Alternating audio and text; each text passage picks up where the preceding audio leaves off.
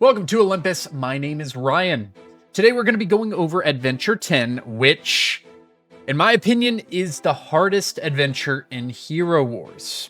Called Valley of the Elements, this adventure is going to really test chemistry with your guild, as well as make sure that you are pretty strong to get through. It is not forgiving.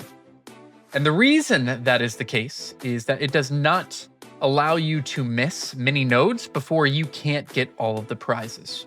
So let's go ahead and take a look at it in one of these maps. As always, at Hero Wars Olympus blog does have all the adventure maps. This one is going to be showing you the kind of standard pathing that most people will be able to take on this map.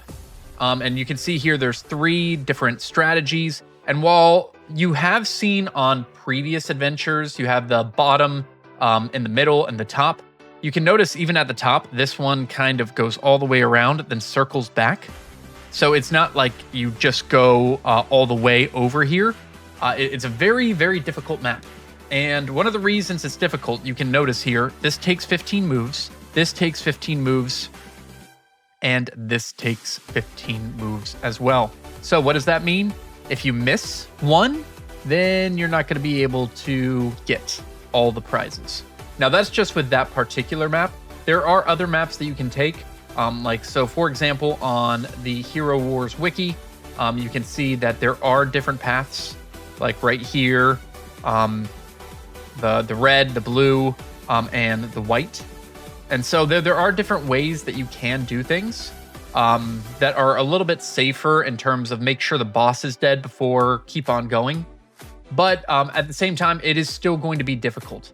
Also, on the Hero Wars wiki, it will actually show you the different buffs that all of these nodes are going to be having. So you can see here, static buffs, 150 health boost, 70% physical damage resist, 70 pure damage, magic damage, plus 50 health boost, physical damage resist, pure damage, magic damage. Just a lot of stuff that is going to make it a lot harder for you to get through Adventure 10. Now, as always, we're going to try to go through this, and it does require team level 110. And the extras are for the warrior, increases armor penetration, and support hero gain by 100%, and pet energy by 100%. And even if you look at the differences between 9 and 10, you get a lot more pet potions, a few more chaos particles, always good to have more pet summoning eggs, and different flawless duskstone and dawnstone, where you had the sunstone, nightstone, and moonstone beforehand. So let's go ahead and jump in and see what we can do. As always, you can invite different people with your guild by using that feature right there. I'm going to be taking the bottom path, and I just want to see. Okay, yeah, it looks like increases damage by 225. I'm going to be checking some of these nodes just to see if there is anything that is going to stop my team. Okay, good. That's a magic damage resist. That's what I wanted to see. All right, we're going to go ahead and start here. Now, I'm playing on one of my alternate accounts.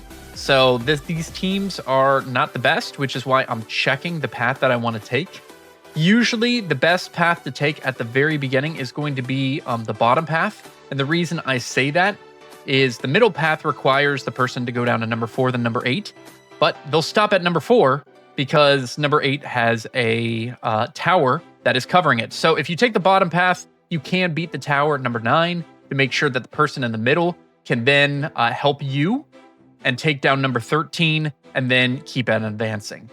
So a lot of the other adventures in here also have the benefit of either giving you a few moves, or you can do all the moves without having to wait for an opponent. Unfortunately, this is not going to be the case unless you have a very strong team for this particular adventure. You will have to wait for someone to clear for you. So this is always one of the adventures. Once you get to Adventure 13, it can be one of the 4 adventures that gets selected as the random adventure for Adventure 13. And if it is this one is by far the hardest. So you typically want to try to avoid that unless you have a lot of heroes and some really good teams, then you can go ahead and try to beat it. But for the most part, after you beat Adventure 10 5 times, I would say just try to move on to Adventure 11 as soon as possible, because 11 actually seems a lot easier than Adventure 10 and a lot more forgiving. So because of that, and you get more rewards. So try to do Adventure 10 as few times as possible, just so that you can keep on moving forward. Now, I'm just doing pretty solid here so far. I'm still taking everything on the bottom, and I'm clearing some of these towers so the people in the middle would be able to go on their paths without or with fewer impediments there. And we're starting to get there. You'll notice that I also started with 15 moves. So it is going to continue with the 15 moves moving forward. So just be expecting that whenever you're joining any new adventures. And hopefully I'm not going to be running into any other big debuffs. I haven't yet, besides the magic debuff, and I did have to take down one of the tower guarded areas, but because I have a strong enough team, I was able to do that. Just make sure if you have like a level 110 team, you're not going to be able to just bypass one of those defenses. You're going to want to wait until you have a teammate who can come and take out the tower, and then you can fight the node. We're getting pretty close on this map. We're going to go to 50 next. Again, if you have a physical attack team, looks like the bottom path is the way to go. Facing these magic damage resists is perfect for me because I don't have any magic attack heroes. And luckily the support, plus 100% support, is really nice since I have 3 support heroes in this particular team. So that just does make life a lot easier. All right, so we're at number 49 and we're getting close to the end. And we'll go ahead and do that one. And let's go ahead and check this map, see where we're at. So we got number 13. Now we're going to attack number 14, which is number 46 right here. And then we're going to end it here.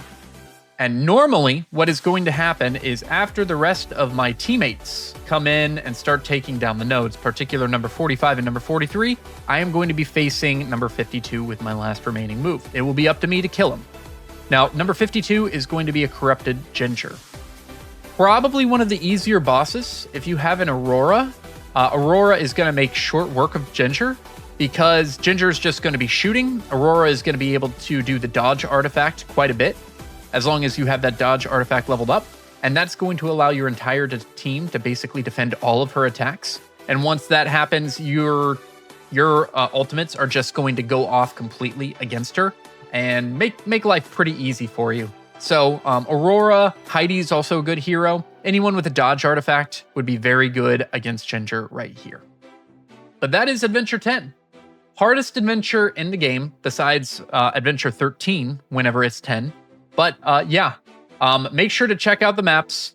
Make sure that you and your team coordinate for the right paths, and that you are hopefully online at the same time so that you don't have to wait for a very long time for them to take down the nodes.